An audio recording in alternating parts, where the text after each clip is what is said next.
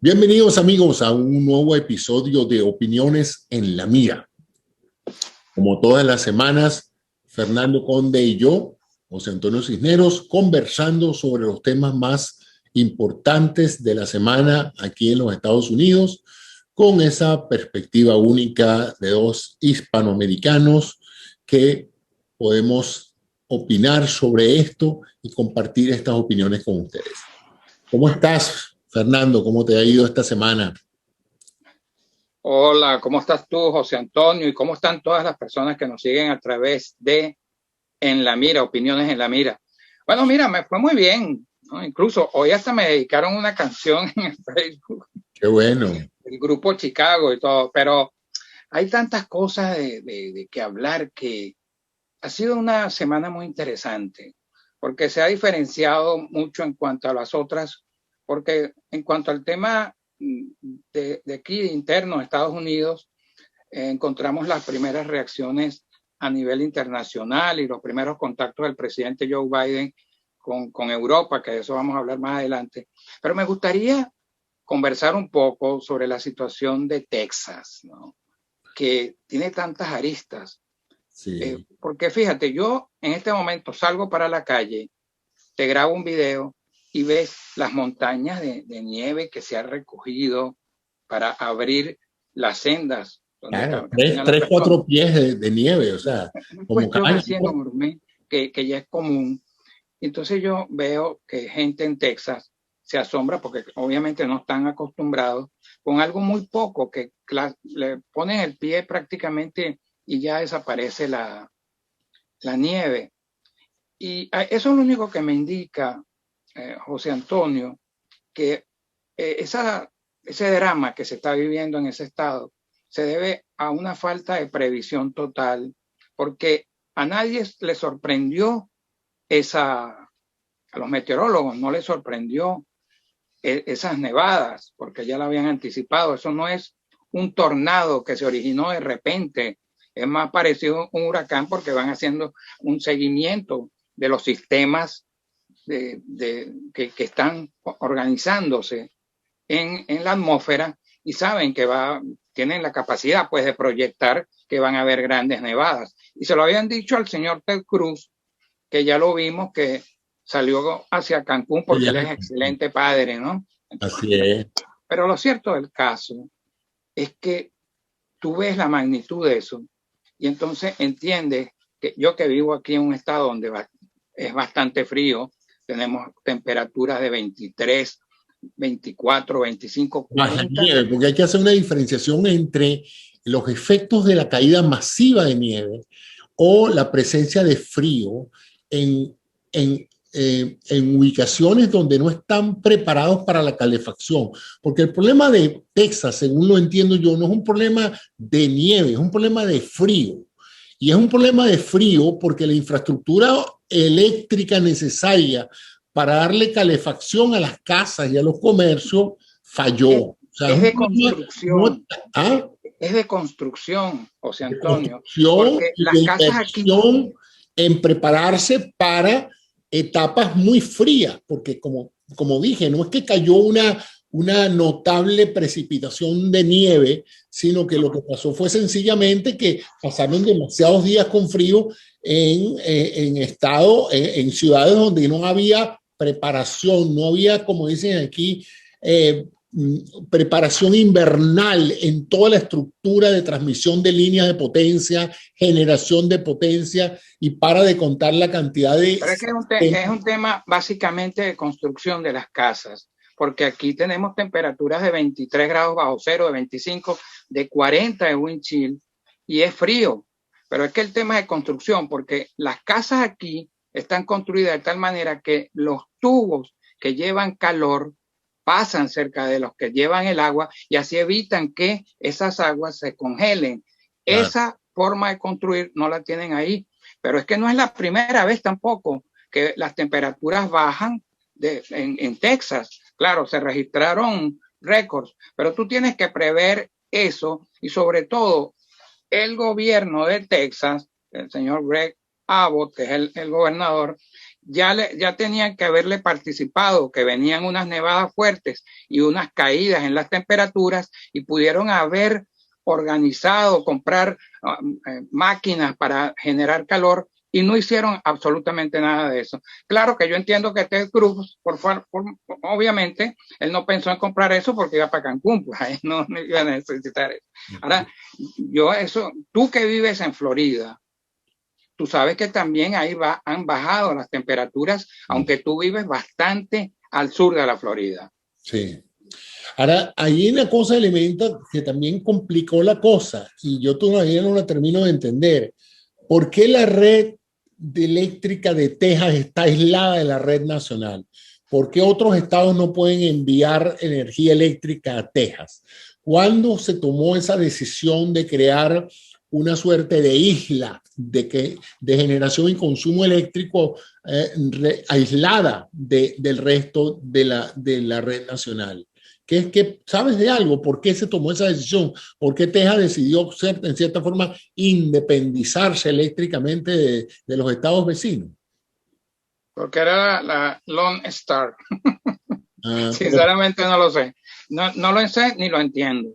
Ahora, ahí han habido muchos gobiernos republicanos, porque aquí pasa la política. Mira, yo publiqué un video de una avenida que se llama State Line.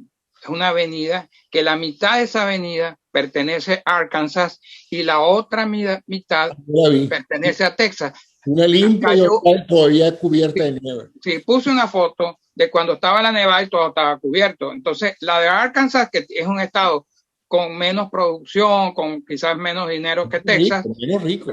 Entonces, totalmente limpiecita la vía. Y la de Texas, llena de nieve. Eso no tiene nada que ver ni siquiera con las temperaturas, ni siquiera nada. Ahí tiene que ver con que no existen previsiones de parte de los entes que son gobiernos en Texas. Esa es mi manera de ver las cosas. ¿Qué te parece ese tono que le quiso dar el gobernador de poner ese fracaso de la energía del suministro eléctrico, echándole la culpa a los molinos de viento congelados y haciendo ver pues que la inversión en tecnologías de generación de energía green, como dicen, eléctrica, va a fracasar y necesitamos seguir consumiendo petróleo para producir electricidad? ¿Qué te pareció ese salto cuántico? Los ambientalistas todavía se están riendo de lo que dijo el señor Abbott, que es un generador no de electricidad, sino de errores. Porque ese es un hombre que ha cometido muchos errores y los ha reconocido después. Por ejemplo, ese hombre llamó a una recolección de dinero para que la gente se encargara de velar para que no entraran inmigrantes ilegales. Por favor, ¿a quién se le ocurre eso? Porque eso puede generar muertos. Eso es un irresponsable. En lugar de, más bien, de solicitar recursos para solucionar los problemas que sí afectan realmente a la gente. Porque que yo sepa, los inmigrantes ilegales, no estoy de acuerdo con ellos, obviamente, pero no están generando esta crisis que estamos viendo tan dramática. Bueno, mira, ya por otro lado, el presidente Biden está abriéndose campo. Quería que comentaras tus primeras impresiones, aunque no todavía tenemos los detalles, de lo que parece ser un plan bastante ambicioso de reforma migratoria integral, con una vía hacia la ciudadanía en 8 años para muchísima gente que actualmente se encuentra sin documentos legales en los Estados Unidos. ¿Qué te parece eso y cómo lo ves tú desde el punto de vista del poder legislativo del presidente? Bueno, a mí me parece que eso es parte de lo que no se pudo hacer en el gobierno de Barack Obama, que él también introdujo vía orden ejecutiva una reforma migratoria que se la bloquearon varias veces los republicanos y que tenía como objeto sincerar un poco una situación que existe aquí. Eso no quiere decir que todas las personas que están entrando los van a los van a legalizar ni les van a dar la nacionalidad. Lo que quiere decir es ser conscientes de que hay ahí unas personas que están trabajando, que incluso, José Antonio, están trabajando en la primera línea para que los estadounidenses puedan comer, porque son los que están en la siembra recogiendo esas frutas, esos alimentos que necesitamos todos en este momento.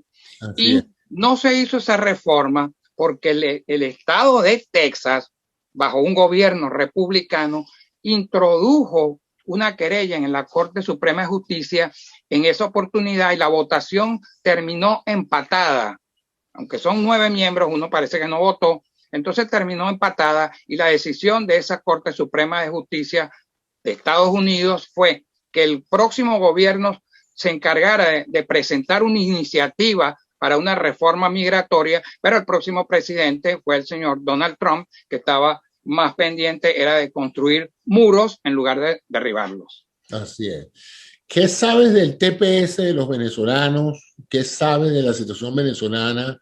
¿Qué has oído en términos de la administración? ¿De qué podemos esperar los venezolanos en los próximos años de la administración Biden? Bueno, los venezolanos pueden esperar el apoyo que no han tenido en los últimos 4 años con Donald Trump, que lo único que hizo fue encender una retórica falsa sobre invasiones, bueno, porque decía que todas las opciones estaban sobre la mesa y era mentira. El TPS a los venezolanos, ya el presidente Biden, cuando estaba en la campaña, dijo que se los iba a dar a todos y que no iba a deportar a los venezolanos que, huyendo de la dictadura de allá del chavismo de Nicolás Maduro, llegaran aquí al territorio estadounidense. El señor Trump no hizo eso. El señor Trump se dedicó a deportar a venezolanos por una tercera vía que es ilegal. Eso ya yo lo he hablado aquí. Y eso es lo que pueden esperar los venezolanos. Que van a solucionar lo que es ayudarlos a permanecer aquí, porque una de las políticas de las cuales está hablando más el presidente Biden es la del refugio que Estados Unidos tiene que darle a inmigrantes ilegales que están siendo perseguidos o huyendo de estos tipos de dictaduras, no importa de derecha o izquierda o lo que sea, pero que estén huyendo y son casos de humanidad, pues. Un asunto de humanidad. Ha habido muchas quejas sobre que hasta ahora el presidente no ha buscado el acomodo bipartidista para impulsar algunas de sus iniciales propuestas legislativas. ¿Tú crees que Biden debe ignorar el saboteo republicano y marchar con paso firme utilizando su mayoría en ambas cámaras? ¿O tú crees que él debería tomar las cosas como las tomó en una primera etapa Barack Obama, que trató en lo posible de conciliar y de buscar posiciones en el Congreso que hicieran los proyectos de ley más aceptables de ambos lados?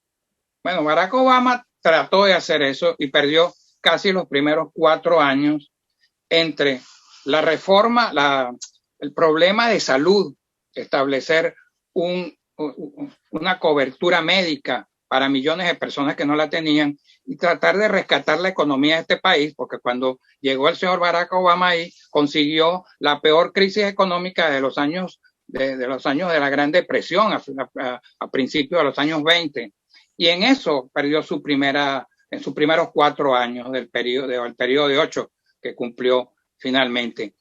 ¿Y qué fueron lo que le decían los del Senado, los de la mayoría del Senado que tenían en ese momento los republicanos? Le dijeron al señor Barack Obama que todo lo que él presentaran aquí se lo iban a detener. Con esas personas tú no puedes negociar. Y ya vimos lo que sucedió aquí con recursos que eran para el COVID-19, que los echaron para atrás y estaban ahí sin utilizar, para que simplemente cuando se encargara el señor Joe Biden encontrara que no tenía nada. No tenía dinero, no tenía planes para el COVID, tampoco tenía planes para la vacunación, comenzando en cero.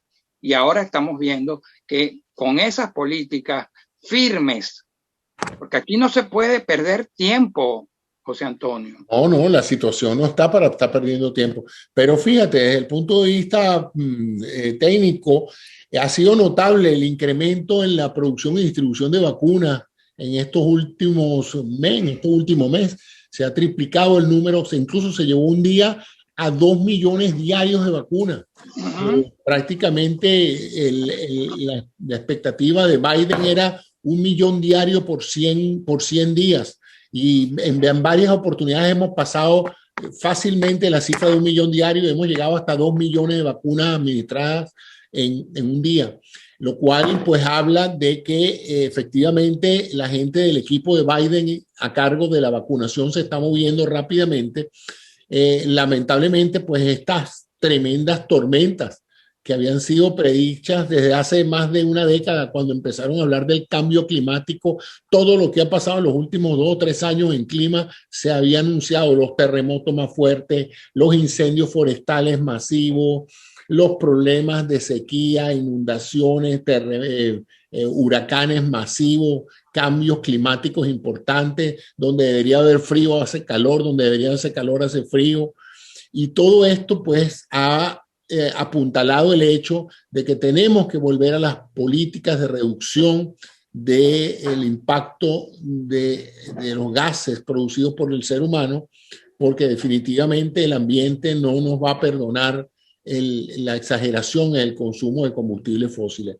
Te quería preguntar también, bueno, ya estamos de nuevo en el Acuerdo de París para efecto del cambio climático.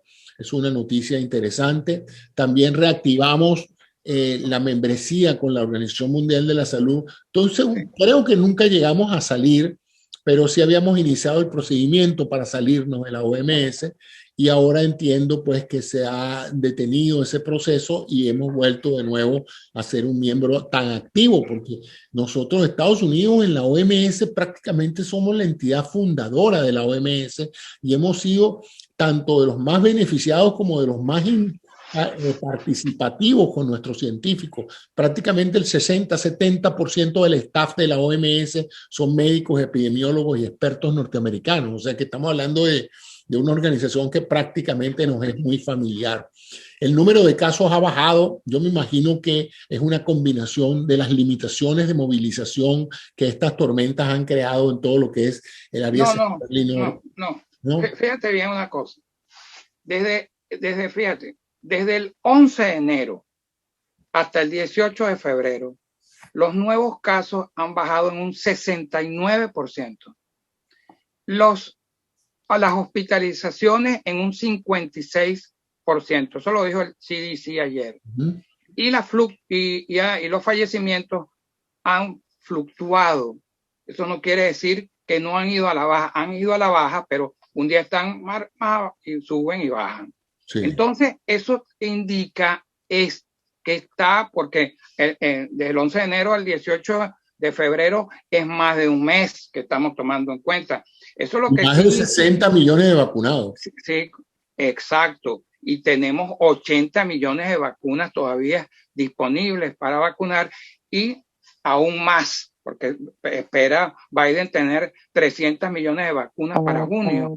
Pero fíjate, esto lo que nos dice es que está funcionando, es la lectura que yo le doy, que está funcionando eso de la vacunación, porque la masiva de las personas que no había arrancado definitivamente durante la presidencia, los días finales pues del señor Donald Trump. Entonces, yo sí creo que se debe a eso y no al tema climático, porque el tema climático lo que nos está impidiendo es la distribución de la vacuna. Bueno, pero también con la gente quedándose en su casa muerta de frío, no salen, no participan. Aquí salimos todos. Aquí salimos todos siempre. Salen siempre, bueno. Pero en muchas otras... ¿Cómo ha estado la Florida? Después de la fiesta, bueno, esto aquí está todo el mundo en la calle. Aquí la Florida ahorita la envidia del país porque estamos disfrutando de un clima delicioso cuando en otras partes están muertos de frío, ¿no? Todo hasta verano. ¿Ah? En verano comienza todo el mundo. No, está verano. En verano voy a decir, voy a estar en Michigan allá con el fresco. Yo me fui de allá, te lo digo, porque todo, mira, un día cayó una tormenta, se inundó todo y después la gente estaba durmiendo en los carros porque no aguantaba el calor y la humedad, que ahí es insoportable, ¿no? Sí, Entonces, bueno, yo me acuerdo de eso. las vicisitudes del clima, no, sí, sí, no, definitivamente. Ahorita en abril y mayo empieza el calor y hasta octubre, noviembre, es increíble. Pero bueno, mira, esta semana hemos tenido unas noticias muy satisfactorias y motivos de gran orgullo, como ha sido la colocación de esa nave exploradora en la superficie del planeta Marte, producto pues del ingenio humano, del trabajo colaborativo, de la ciencia, de la astrofísica en particular, que permite estas extraordinarias capacidades humanas. Yo no sé si has tenido la oportunidad de ver los diferentes videos sobre la tecnología que lleva encima el aparato el dron Es fascinante la autonomía que tiene para saber por dónde se va a meter, la capacidad que tiene de excavar el suelo, buscar muestras, analizarlas, todo eso remotamente, prácticamente bastante autónomo. No se necesita como los robots anteriores, que era importante que alguien aquí en la Tierra estuviera moviéndolo hacia adelante y tenía que esperar, qué sé yo, 15, 20 minutos que el robot ejecutara la orden. Ahora el robot está bastante autónomo con todas estas más recientes tecnologías que tenemos ya en los carros, que nos permiten cambiar de canal, frenar, pararnos, meternos a la derecha, a la izquierda. Entonces, este nuevo robot de la NASA es extraordinario, ¿no? Y abre el camino para darnos cuenta de la tremenda herramienta que sigue siendo la ciencia para resolver los problemas humanos. Y aunque muchos no creamos que esta idea de explorar o de llevar personas a Marte resulte útil, por lo menos para el enorme costo que en un momento dado puede tener, que por cierto, es sumamente económico en relación a mandar seres humanos, ¿no? El mandar drones es extremadamente económico en función de que no tenemos que proveer una serie de tecnologías para mantener a los humanos vivos, pero inevitablemente el objetivo final es establecer una colonia humana en Marte, lo cual sería la culminación, chico, de algo asombroso para la especie humana, ¿no? Que un animal de un planeta biológicamente constituido, como estamos constituidos, como están las plantas, como estamos todos, somos seres de carbono codificados con una molécula de ADN y de allí sale toda la vida de este planeta. Y que podamos haber desarrollado la tecnología no solamente para controlar una cantidad de aspectos de nuestra vida, de nuestra supervivencia, sino poder llevar a algunos de los miembros de esa especie a otro astro, a otro planeta y volver a sembrar la vida allí. Eso es algo, chico, de un impacto. No creo que nosotros lo iramos a ver, porque eso no va a ser algo que va a pasar en los próximos 5 años, aunque cuidado, porque de verdad que la tecnología está avanzando de una forma fascinante. Pero es un recordatorio de lo que somos capaces los seres humanos de hacer cuando hacemos que sea la ciencia y la racionalidad lo que pavimente las escogencias que tomamos, ¿no? Y bueno, no cuando empezamos a meternos en cuestiones místicas, a mitos, creencias, cuestiones que no tienen asidero con la realidad y que a veces nos distraen, nos ponen en bandos opuestos, nos ponen a estarnos peleando por dioses y demonios, ¿no? Es algo incomprensible. Fíjate, esta semana escuché una información estadística de un sondeo que hicieron. 1 de cada 5 americanos piensa que es la Tierra la que, el Sol el que da vuelta alrededor de la Tierra. Sí, yo vi eso. Eso es en el mismo país donde se hace ese robot que va a Marte. Y tú dices, todavía hay gente que cree que el planeta es plano. O sea, por eso te digo, o sea, hay una incongruencia terrible entre el país que es capaz de los más asombrosos logros tecnológicos y científicos y a la vez en su mismo población existe una subcultura de gente que parece atrapada y tú podrías decir, bueno, porque son analfabetos. No, esos saben leer y escribir, esos han ido a la escuela, Es un problema más complejo que eso. Es un problema probablemente de orden religioso, de orden mixto, de orden que tiene que ver más con la psicología de las comunidades que con la capacidad del individuo de poder leer y escribir y educarse. Porque fíjate, yo incluso he tenido oportunidad de hablar con estas personas, sobre todo los que se oponen a las vacunas. Y esta semana pues me han vuelto a llamar una cantidad de gente diciéndome que las vacunas no funcionan, que las vacunas son... Y yo no puedo todavía establecer realmente qué hace que personas que yo conozco, que han estudiado, que no son incultos, son personas que uno normalmente acepta como personas de igual nivel que uno, y de repente salen con unas ideas y unas creencias simplemente asombrosas. Entonces, ¿qué crees tú que es lo que determina que en un mismo país coexistan dos mundos tan diferentes? Bueno, mira, es que la ignorancia no pasa por una universidad. Tú puedes pasar por una universidad y ser un ignorante. El conocimiento que tú tengas de las cosas no te hace un ignorante o no. Porque es una cuestión, para mí, es una condición mental que tiene la gente, más que religiosa, ¿sabes?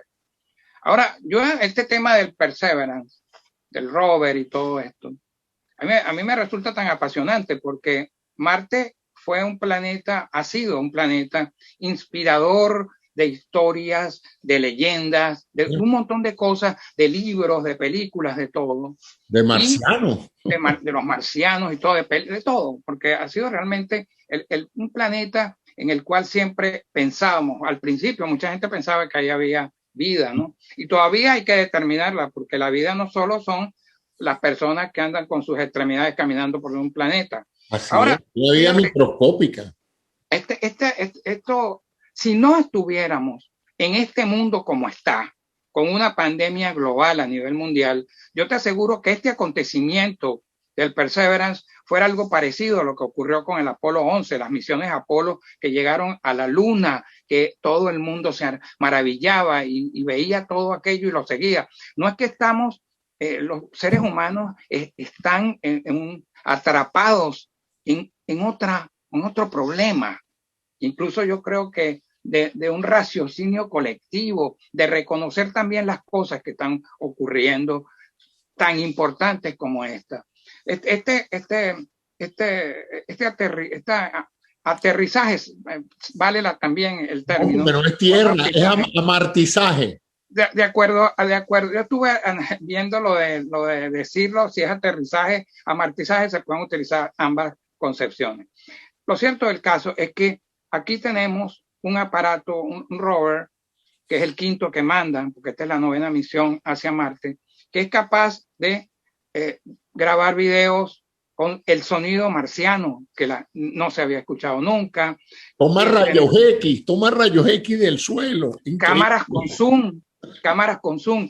Hay un mini helicóptero que pesa 2 kilos, capaz de volar, y eso es para probar la tecnología. La tecnología, para probar la tecnología que se va a utilizar en el futuro, porque también ahí se están probando los trajes que pueden utilizar los astronautas, se está recogiendo del sedimento que tiene. Fíjate, tú ves el paisaje que te da el desierto de Sonora en México, sin los cactus, y es igualito a ese. Idéntico. Ahora, a mí lo que más me fascinó, porque ya yo he visto fotos de Mars de las misiones pasadas, lo que más me cautivó de esto fueron un par de documentales que probablemente los reseñen en este mismo video, sobre la tecnología que lleva el aparato. Es fascinante. Fíjate que lleva un aparato para producir oxígeno a partir del dióxido de carbono de la atmósfera marciana. O sea, toma el aire marciano, que es 90% de dióxido de carbono, y lo transforma en oxígeno. Es algo asombroso. Y eso va a ser, digamos, el prototipo de lo que serán los recursos para mantener el oxígeno necesario para una colonia humana en Marte. No, y hay empresas que te están vendiendo, tú estás comprando porque hay gente que ya está anotándose en una lista para formar una colonia Pues sí, ahora eso me trae a otro elemento importante que me hizo reflexionar esta semana, que es la importancia de los gobiernos. Tú sabes que a raíz del ascenso de el presidente Ronald Reagan, donde dijo que el problema del país era el gobierno, y esa concepción neoliberal que se abrió de que la sociedad iba a ser mucho más perfecta si todo se delegaba en la empresa privada y en la libre competencia y el libre mercado, y el Estado se reducía a algo chiquititico, pues una cosa necesaria para funcionar legalmente, imponer las reglas, etc. Pero en estas hecatombes enormes como la pandemia, en estas crisis enormes donde todo el mundo pide la ayuda federal, área de desastre, necesitamos ayuda, necesitamos a FEMA, necesitamos ir a Marte, necesitamos vacunas por billones. Ahora sí vienen todos corriendo a buscar al Estado, al gobierno. Ahora sí se acuerdan de que para ciertas cosas solo un gobierno puede gestar los recursos económicos y humanos para poder enfrentar esos problemas. Y más allá, y es que si las crisis son globales, vamos a tener que colaborar todos. No va a ser posible para un país decir, nosotros somos una tacita de plata, nosotros nos blindamos, ponemos muros por todos lados y a nosotros no nos va a pasar nada, porque el cambio climático es global. Los problemas de pandemia que van a seguir viniendo son globales, no se pueden atender localmente aislando eso. Mientras haya un ser humano en el mundo transmitiendo y permitiendo mutaciones del coronavirus, todos vamos a estar potencialmente en peligro. Entonces, estamos viendo ahora en estos motivos de crisis que comenzó el 2008 cuando la crisis económica, ahí se salieron todos los banqueros a pedir ayuda al gobierno, ¿no? A los impuestos de todos nosotros. Entonces, hay que hablar un poco más de cuán importante se está haciendo para muchas economías contar no con un Estado dispendioso, enorme, burocrático, ineficiente, no estoy hablando de eso, pero sí contar con un Estado que pueda en un momento dado responder a las necesidades de los ciudadanos, ¿verdad? Recaudar los impuestos necesarios. Fíjate todo este gasto enorme, Fernando, que significa billones de dólares para las vacunas. ¿Tú te crees que si el gobierno hubiera dicho, bueno, señores, nosotros no nos vamos a meter en eso? La empresa privada que fabrique sus vacunas y que busque a ver en qué se las vende y si la gente pagará lo que tengan que pagar por la vacuna y entonces los ricos se vacunarán y los pobres no, a ver si así se resuelve la pandemia. Vacunando. Lo que pasa es que la salud pública es un tema del gobierno. Estás viendo, ¿no? Estás viendo, ¿no? Que aquí están toda esa gente que no quiere pagar impuestos, aquí están todas esas corporaciones que no quieren dar su contribución a financiar las necesidades de un gobierno para servir a sus ciudadanos, ahora sí están chillando. Aquí salieron todos los restaurantes que viven hablando de la no intervención del gobierno a pedir cheques del gobierno para seguir con sus restaurantes abiertos. Entonces, ahí sí se acuerdan del gobierno, ¿no? Pero cuando están en la opulencia, no, a mí no me gusta que paguen impuestos, yo no voy a pagar impuestos, porque voy a pagar impuestos para que se los gasten esos burócratas. Ahora sí se están dando cuenta de la importancia de los impuestos, ¿no? Mira, tú me das pie para entrar al tema que yo había mencionado primero, porque cuando tú hablas de los aspectos globales, como es el tema del COVID-19, tenemos que hablar de multilateralismo, o sea, los aspectos multilaterales. La relación que tiene que existir entre los países para enfrentar este tipo de cosas. Y en la conferencia de Múnich, donde Joe Biden se estrenó como presidente de Estados Unidos, precisamente esa fue lo que marcó esa reunión, que fue a través de Zoom, de Internet, como todas las cosas que están sucediendo ahorita, y donde se habló de un montón de temas relacionados a la competencia multilateral que tienen que hacer el trabajo en equipo de los países.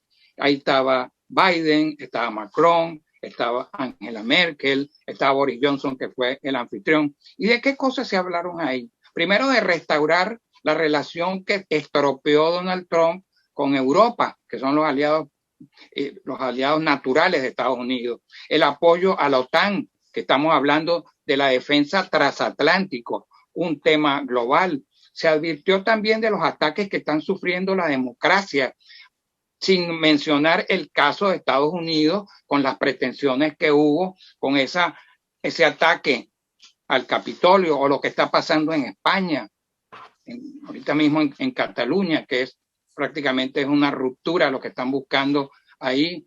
Eso es un ataque a la democracia, gestado, por cierto, desde un mismo partido de izquierda radical que está dentro de una coalición de gobierno con el PSOE.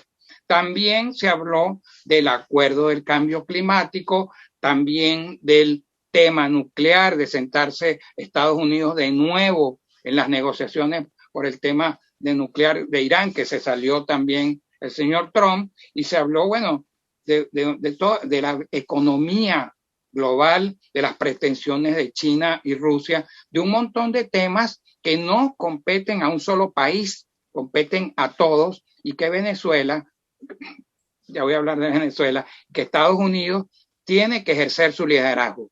El tema que yo te había hablado al principio, de que a Venezuela le convenía esta reunión que se planteó en esta semana, un Consejo de Seguridad de Múnich.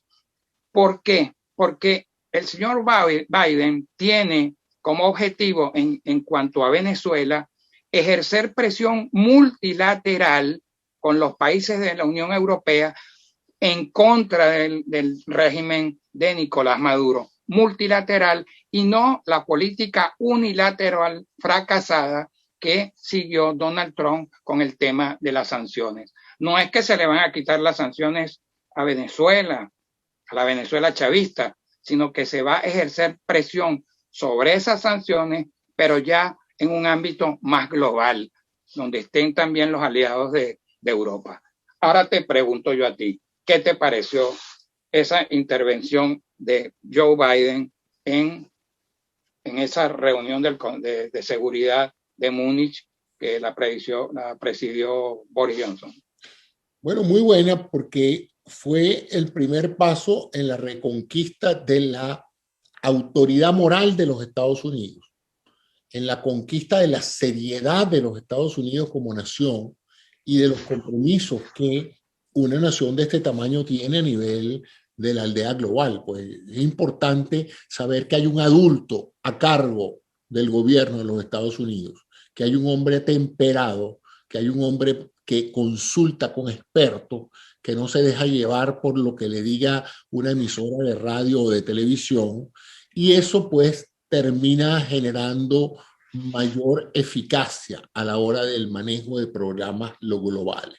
Entonces yo creo que eso va a mejorar muchísimo, no solamente la parte de la influencia política de los Estados Unidos, nuestra defensa con nuestros aliados, porque les recuerdo a mucha gente, algo que hace tiempo escuché de un gran oficial de los Estados Unidos, un general, y él dijo: ningún ejército, ni siquiera el de nosotros, podría defender esta nación sin nuestros aliados.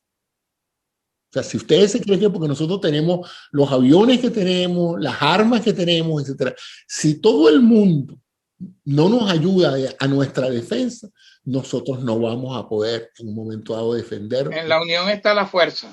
O sea, que depende de la estrategia global de defensa de los Estados Unidos, la importancia de la OTAN, la importancia de nuestros vínculos con Asia, la importancia de un concepto estratégico enorme para contener las fuentes que podrían en un momento dado agredir a los Estados Unidos. Entonces, así como nosotros tenemos que invertir en nuestra defensa comprando más juguetes de guerra, también tenemos que invertir en la buena pro de nuestros aliados para que ellos de una u otra manera entiendan la ventaja de ambas partes, de nosotros comprometernos con su defensa y de que ellos se comprometan con la defensa de nosotros. Entonces, en ese sentido es importante, porque Trump, con la estrategia de América primero, estaba un poquito desdeñando la importancia de la OTAN, eso no nos importa, vamos a quitar nuestras bases aquí y Pero allá. eso era por su amistad con Putin. Eso era con su amistad Bueno, con es Putin. que quien se estaba favoreciendo eran nuestros enemigos naturales, estaban, Para mí bueno, eso no fue felices, casual. porque Para dijeron, mí bueno, eso, en la medida en que estos se quedan solos, se van a hacer más vulnerables. En la medida en que Estados Unidos se quede solo, pretendiendo que nosotros tenemos una tacita de plata y que nadie nos puede hacer nada, nos hacemos más vulnerables. para mí eso no fue casual, la posición de Trump favorable para Putin, que cayó muy mal en toda Europa y durante 4 años estropeó todas esas relaciones que tenemos con Europa tradicionales de siempre. Eso fue una contradicción a una política que comenzó en el año 45. Después de la Segunda Guerra Mundial, Estados Unidos en una forma muy juiciosa dijo, no vamos a cometer el error de la primera, que fue aislar a los perdedores y ponerlos en una situación extrema de alienación. Vamos ahora a integrarnos y por eso el plan Marshall y por eso la renovación de Japón. O sea, agarramos a todos los países con los cuales se había peleado la guerra y digamos los incorporamos a nuestra defensa integral. Entonces, esa fue la teoría político de defensa de los Estados Unidos desde la mitad del siglo XX, y entonces ahora llega este señor a decir, no, la OTAN, pero ¿quién necesita la OTAN? Y no, bases en Japón y en Asia, no, vamos a traernos a nuestra gente para acá porque nosotros aquí somos los mejores del mundo. Pues no, eso demostró una inmensa ignorancia en materia de defensa, y yo imagino que todas las autoridades que les ha costado tantos años crear una defensa tan integral como esta, deben haber estado horrorizados. Pero bueno, y el hombre está esperando una cantidad de demandas civiles y penales, señor.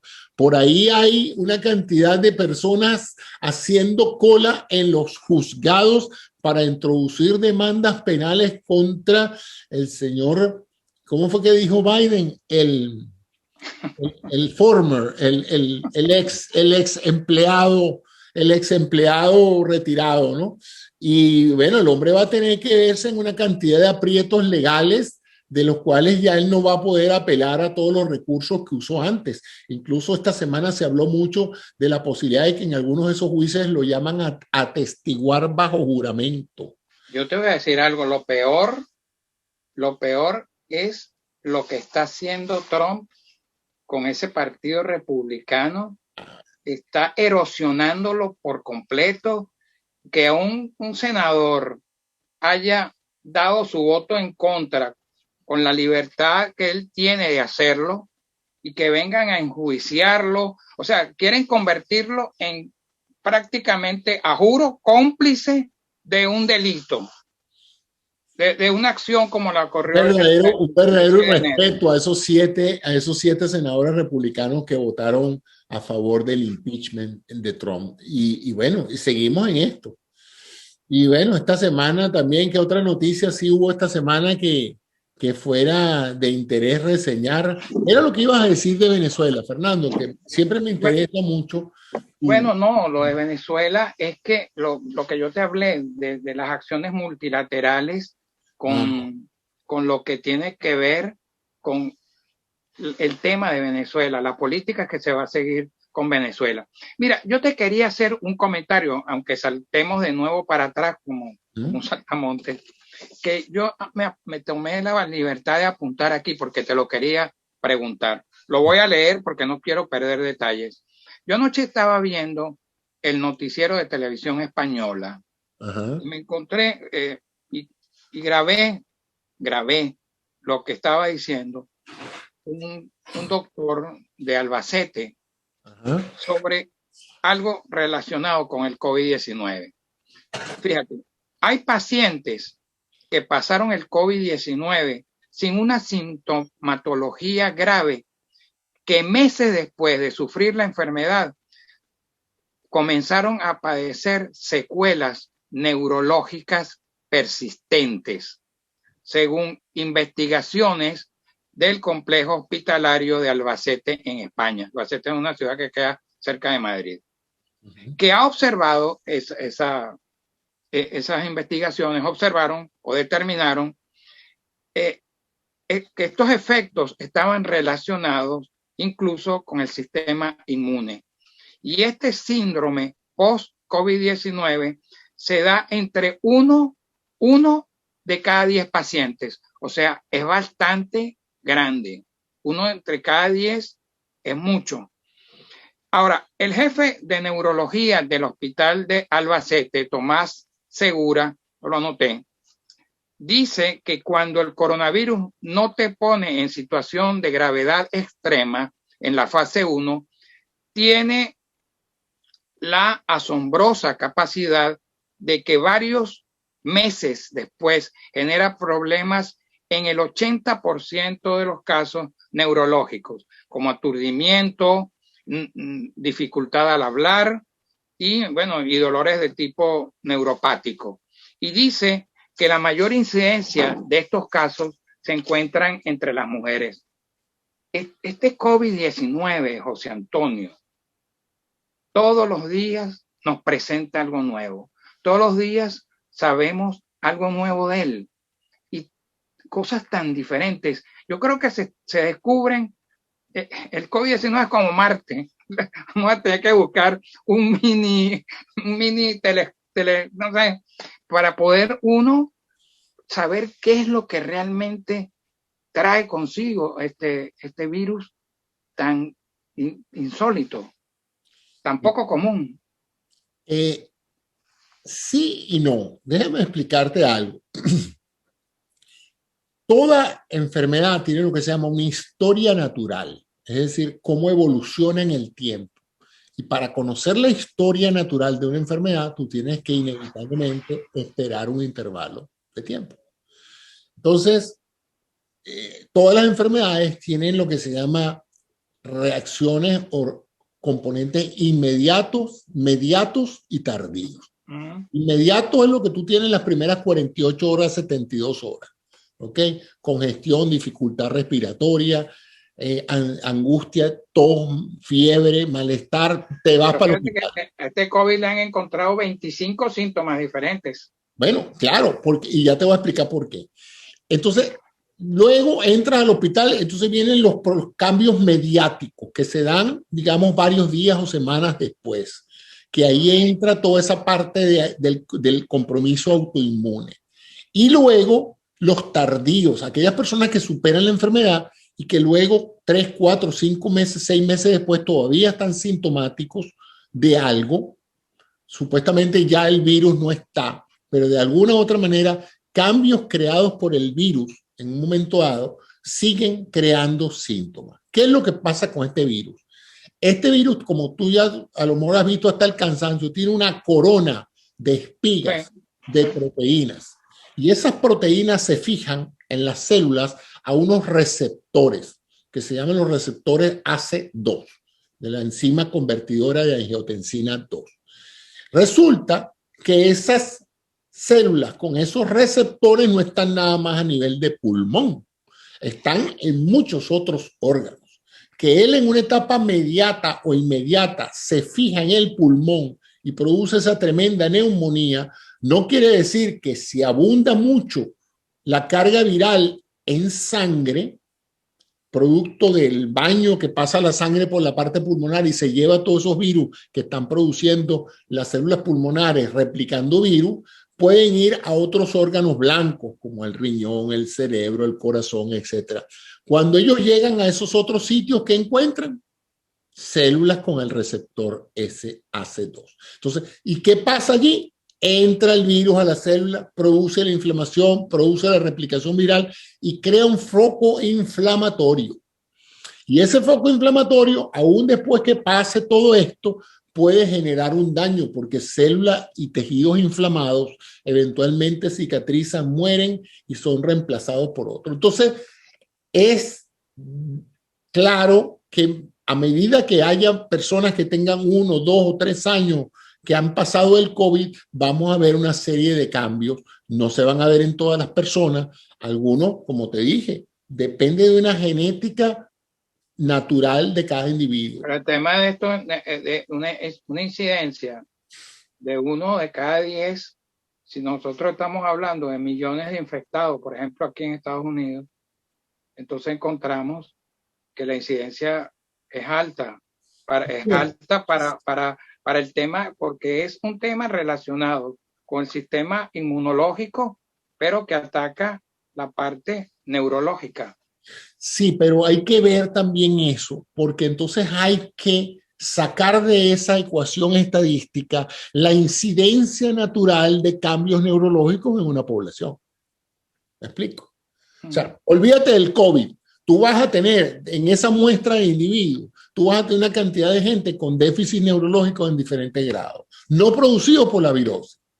Pero ahora, como tuvieron la virosis, le vas a encasquetar la responsabilidad del cambio a la virosis. Entonces, hay que ver que toda población está sometida a dos riesgos. El riesgo natural de tener problemas cardíacos, tenga o no virosis, y ahora se sobrepone el riesgo de tener problemas cardiopáticos producto del COVID-19. ¿Cómo separar uno de otro?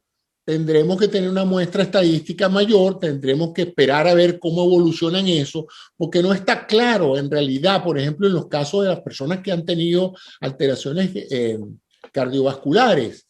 Hay un problema, hay una vasculitis que se presenta en esta enfermedad, como también hay una inflamación de la fibra muscular, o sea, hay una miocarditis viral que se puede producir a través de este tipo.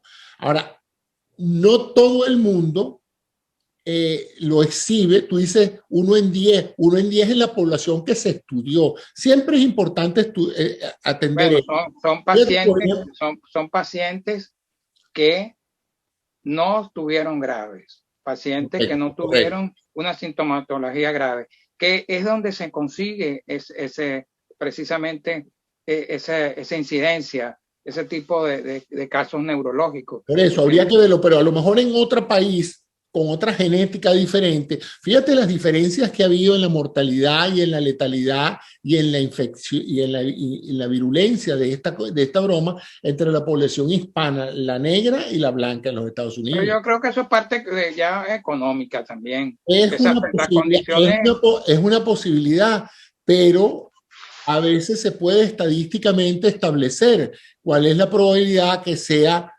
cuestiones de tipo... El tipo de alimentación.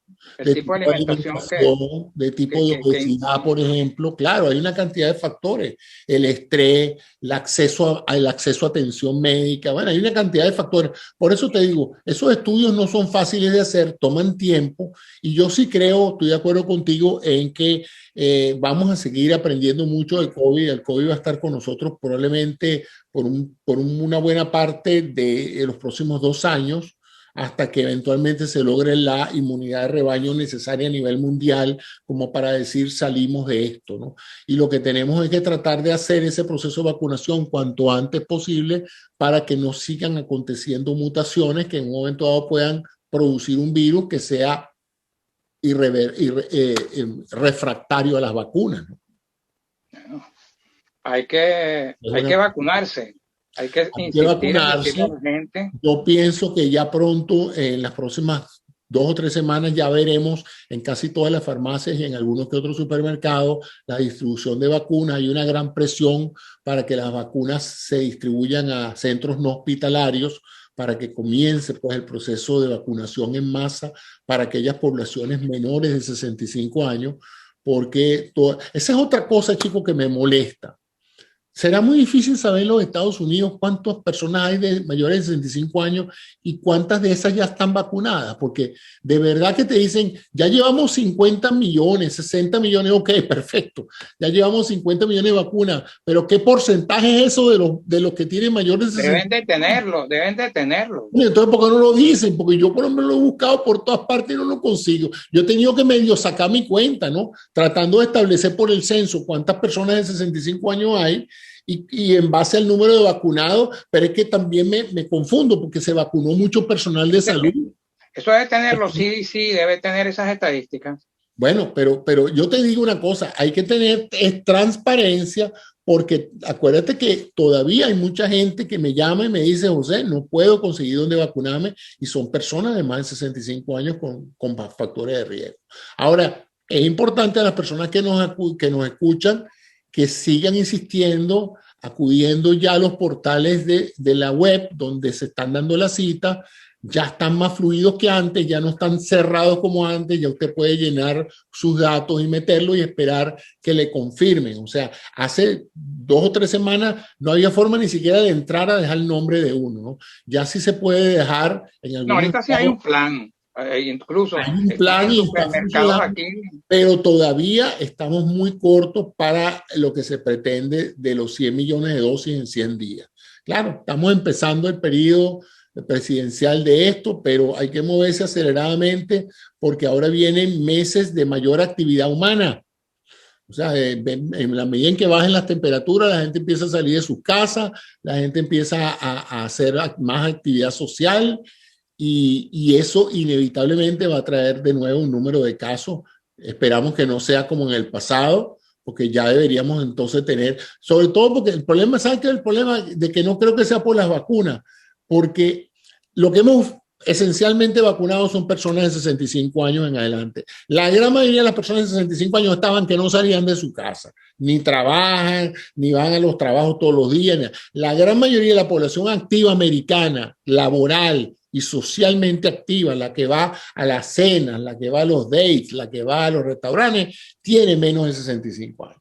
Entonces, ¿qué pasa? Que esa gente todavía no se ha vacunado. O sea que yo atribuyo más la caída al hecho de que ya pasaron las fiestas decembrinas, no ha habido nuevas fiestas, excepto por la cuestión del Super Bowl, de manera tal de que, y el clima, estas tormentas han empezado en California y han cruzado todos los Estados Unidos, todos los estados. Yo creo haber visto un mapa por ahí donde prácticamente el único estado que tenía temperaturas aceptables era la Florida. Todo de Georgia para arriba y así. Bueno, tú sabes que a mí me dijeron una vez que sobre todo el área del sur de la Florida no era Estados Unidos, que sí que era lo más cerca que había Estados Unidos. Ahora mira, bueno, ciertamente Biden, Miami no es un ejemplo de una ciudad americana, eso sí te puedo decir. Sí, el presidente Biden estuvo ayer aquí en Michigan y visitó donde manufacturan las vacunas Pfizer. Y él dijo que iban en la ruta correcta hacia los 100 millones de vacunas en los primeros 100 días e incluso que iba a superar ese registro. Bueno, lo bueno de él es que él no está interviniendo mucho en eso, sino que está interviniendo la gente que él delegó, gente que sí sabe de eso, y él no estorba, no molesta y no hace creer que él tiene todas las respuestas. Entonces, él se está dejando asesorar por gente competente, por el doctor Fauci, por una cantidad de ingenieros y de gente súper competente en esta materia, de tal manera, pues, de que él, en ese sentido, nos está haciendo un favor simplemente manteniendo su imagen de liderazgo y evitando en lo posible intrometerse en áreas que no son de su competencia. Que ese sí fue el otro problema de la otra persona, ¿no? Pero bueno, ahí el hombre está calladito, o sea, está de lo más juicioso últimamente. A mí me parece maravilloso que sea así. Y es más, él no aparece en ninguna de las ruedas de prensa, de las conferencias de prensa, de los briefings informativos sobre el COVID-19, aparecen son las personas que realmente manejan el asunto. Ya no tenemos quien nos diga que tenemos que inyectarnos lejía, ni que nos inventen. Sí es. Yo no puedo. Y es tranquilizante. Tú sabes que esta semana, normalmente yo antes me levantaba con un cierto nivel de ansiedad, ¿qué habrá dicho anoche? ¿A qué tendremos que exponernos esta semana? Y entonces ahora me levanto y no hay noticia. Bueno, no news is good news, ¿no? Que el hecho de que no haya noticias derivadas de la presidencia de los Estados Unidos que lo pongan a uno nervioso es en cierta forma una gran diferencia de estilo y que hace sentir que la gente se dedique a lo que necesitamos dedicarnos, que es a producir, a recuperar la economía, a estudiar, a pensar en nuevos negocios, porque el mundo está cambiando, Fernando. El mundo cambió y muchas de las personas que están creyendo que las cosas van a volver a su lugar en una forma sencilla, no se están dando cuenta del gran cambio que ha habido, acelerado por el COVID-19 hacia la transacción vía Internet para prácticamente todo. Y eso nos va a llevar a que algún día de esto vamos a tener que hablar seriamente sobre la ciberseguridad. porque con todos nuestros procesos, desde la educación, la defensa, la economía y todo, yendo por la vía del Internet, la vulnerabilidad de un país a que se socave su infraestructura de Internet es enorme. El otro día vi un artículo bien interesante sobre la defensa y dije, bueno, la parte nuclear era amenazante, pero era tan devastadora que todo país sabía que podía en un momento, que el uso de armas nucleares iba a acabar con todos nosotros. O sea, que el país que se lanzara a esa aventura tampoco iba a sobrevivir esa guerra.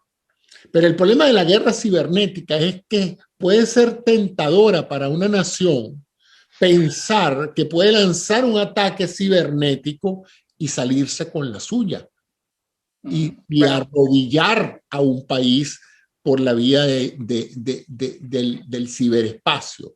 Precisamente. Si hay algún país ahorita dependiente del ciberespacio, somos nosotros. Donde hasta... No, pero es que fíjate, precisamente ese tema fue uno de los que trató Biden en la conferencia de seguridad de Múnich, que hablaron de la ciberseguridad y sobre todo de Rusia, porque ya sabemos que muchos de esos ataques, incluso que han sido dirigidos contra Estados Unidos, vienen de allá, de Rusia. Y que toda la vida Donald Trump negó que eso fuera importante, ¿no? No, bueno, que él negó siempre todo, que ellos eran unos angelitos. O sea, ¿te acuerdas cuando fueron a Finlandia y se sentó allá y echándole, enterrando lo que dijeron las agencias de inteligencia de aquí de Estados Unidos? Confió más en Putin, cosa que indignó a John McCain. Así que a todo el mundo. Bueno, entonces, bueno, esa fue la semana, queridos amigos. Si les gustan este tipo de programas que les permite de una u otra manera escuchar puntos de vista diferentes, pues suscríbanse a nuestro canal, visiten en la página web en lamira.net. Nos pueden ver directamente también en YouTube, pero yo prefiero que nos vean en el portal de lamira.net, porque ahí están todos los programas, no se distraen, no se van para otra parte y pueden en un momento dado verlos de una forma más organizada, verlos a la hora que ustedes quieran.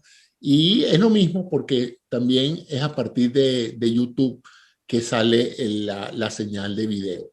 No, y que escriban, que pidan de qué quieren que nosotros hablemos, si quieren ver al doctor cantando, si quieren ver al doctor cantando. A mí, yo no creo que eso sea muy juicioso de mi parte. Tú no cantas nada, tú no cantas tango ni nada. Hablar de cosas que conozco. Mira, me dijeron, no voy a decirte quién, pero me dijo una persona que tú eras romanticón. Me dijeron, tú también, pero el doctor Cisneros es más romanticón que nadie. No sé. ¿Qué te parece? No sé. Bueno, yo dije, ¿será que José Antonio canta tango? ¿Tú cantas tangos? No, vale. No. Las canciones de Nicola Ibarri. Ah, sí, pero eso no es un tango. Nicola es Nicola. ¿no? Tango es Gardel. El único tango que yo sí recuerdo porque es memorable es Cambalache. Porque el mundo era una porquería, ya lo ves. Volver es creo que es el tango más bonito que existe. No, y hay mucho. Uno es una belleza de tango. Prepárate porque te van a pedir que cantes. Mire, ¿cuándo nos vas a hablar de béisbol? Porque por ahí vi una nota muy simpática que dijiste que cuando el hombre pateó la primera bola aprendió a jugar fútbol, pero cuando empezó a pensar empezó a jugar béisbol.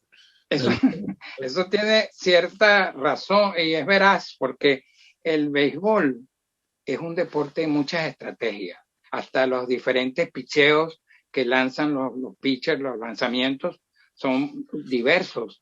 Entonces, el fútbol es así como un poco más de un golpe, se juega las patadas, pues. Yo voy a referirme a una de uno de los momentos fílmicos más interesantes en la película Los Intocables. Al Capone está rodeado de una cantidad de socios allí en una reunión de gángster, ¿no? Y anda para arriba y para abajo con un bate. Y parece con las intenciones de quitarle la vida a uno de sus secuaces, ¿no? Pero lo interesante fue lo que dijo, que siempre me ha llamado la atención, porque él dice, es que nosotros somos como un equipo de béisbol, teamwork, trabajo en equipo, ¿verdad? Trabajo en equipo, porque el béisbol es un juego que permite que un equipo surja a través de las competencias individuales, pero que cada uno trabaja en equipo cuando cubre y cuando le toca esa parte del juego. Pero luego se retira y viene ahora el momento estelar del individuo, que es cuando él está al bate. En ese momento todo su equipo está sentado en el dugout esperando que sea él el que resuelva la situación. Entonces es un deporte interesantísimo donde en una parte del ciclo deportivo funciona el equipo y en otra parte del ciclo deportivo funciona el individuo al bate. Y si él batea el jonrón, el hit o se roba la base, es un logro individual. Él es el que está bateando los 400, no el equipo, es él. Pero también hay la celebración del esfuerzo en equipo. Y es interesante porque el béisbol no se puede ganar ni con una persona estelar ni con un equipo mediocre. Entonces, tiene que haber un balance entre la excelencia individual y la excelencia de grupo. Ya nos tocará hablar de béisbol. Pero ¿a quién le estoy hablando? Un experto en eso. Yo soy simplemente un relator de lo que he escuchado, pero tú debes tener muchísimos cuentos de ese aspecto sociológico del béisbol, ¿no? ¿Qué lleva a alguien a jugar béisbol? El formar parte de un equipo ganador o el tener la oportunidad de cubrirse de gloria con un jonrón y 3 hombres en base. Interesante eso. Ya hablaremos de eso. ¿Sabes que te estoy sonsacando, no? La idea buscándote la palabra para decir ya el primero del mes que viene comienzo con la producción de videos de la temporada que comienza un mes después en abril. Bueno, Fernando, muchísimas gracias a ti y a todas las personas que nos escuchan por esta pausa que ustedes hacen, bien sea hoy sábado o mañana domingo, para escuchar estas humildes opiniones de nosotros en relación a temas que pensamos que son de interés para ustedes. Si no lo son, pues háganos saber cuáles podrían ser algunos temas que ustedes quisieran que conversáramos, y hasta una próxima oportunidad la semana que viene, donde estaremos de nuevo con Opiniones en la Mira. Fernando Conde, quien les habla, José Antonio Cisneros. Muchas gracias a ustedes por su atención y buenas noches y feliz fin de semana. Gracias.